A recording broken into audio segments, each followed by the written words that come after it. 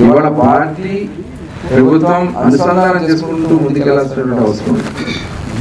ప్రభుత్వ కార్యక్రమాలు ఏదైతే ఇవాళ మనం చేస్తున్నటువంటి సంక్షేమ కార్యక్రమాలు ఉన్నాయో అవన్నీ కూడా అనుసంధానం చేసుకెళ్లాల్సినటువంటి అవసరం ఉంది. కిందసారి వాళ్ళు అన్ని వ్యవస్థలు కూడా సర్వనాశనం చేశారు. పరిశ్రమల్ని, పారిశ్రామికవేత్తల్ని ఎవరిని రానివ్వకుండా, పెట్టుబడులు పెట్టకుండా ఉన్న పరిశ్రమలు చివరికి ఆర్టీసీని కూడా విలీనం పేరుతో మరి ఆర్టీసీని కూడా ఏం చేశారో ఒకసారి మనం చూసాం.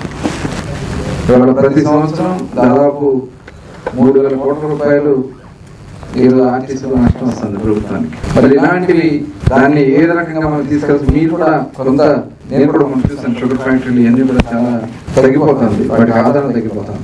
మీరు కూడా మీ ఆలోచన ఇచ్చి పరిశ్రమలకి, కార్మికులకి అనుసంధానంగా ఉంటూ ఏ రకంగా వాటిని ముందుకు తీసుకెళ్ళాలి, అలాగే ఆ కార్మిక సోదరులందరినీ కూడా మన పార్టీ వైపు మనం ఎలా ముందుకు తీసుకెళ్ళాలి. ఎందుకంటే ఇవాళ మొట్టమొదటి నుంచి కూడా కమ్యూనిస్ట్ పార్టీలు ఈ కార్మిక వర్గాన్ని ఆకట్టుకునే కార్యక్రమం చేస్తారు.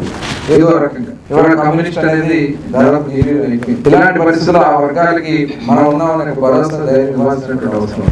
దాన్ని తగిన విధంగా ఇవాళ మళ్ళీ గౌరవ ముఖ్యమంత్రి గారు కూడా పార్టీని మొత్తం నిర్మాణాత్మకంగా తీసుకెళ్తా ఉన్నారు. గతంలో అన్న నందమూరి తారక రామారావు గారు గ్రామ కమిటీలు కానీ, డివిజన్ కమిటీ, వార్డు కమిటీలు కానీ ఇలాంటివన్నీ కూడా ఏర్పాటు చేయడం వల్ల ఆ రోజు ఎప్పుడు పార్టీ సమావేశాలు పెట్టుకోవడం, వాటిలో తీసుకొచ్చినటువంటి తీర్మానాల్ని మళ్ళీ మన మహానాడు తీసుకొచ్చి మహానాడులోనే వాటిని ఆమోదించుకునేవాడు. ఇవాళ అలాంటి వ్యవస్థ కోసమే ఇంకా క్షుణ్ణంగా వెళ్లాల్సినటువంటి అవసరం ఉందనే ఉద్దేశంతోనే ఇవాళ కేఎస్ఎస్ కుటుంబ సాధికార సాధనను పెట్టుకుంటాం. చాలా మంది ఎందుకంటే నేను ఎన్నికల ముందు, నేను దాదాపు 3 సంవత్సరాల ముందు నుంచి నేను ఈ ప్రక్రియ స్టార్ట్ చేసుకున్నాను.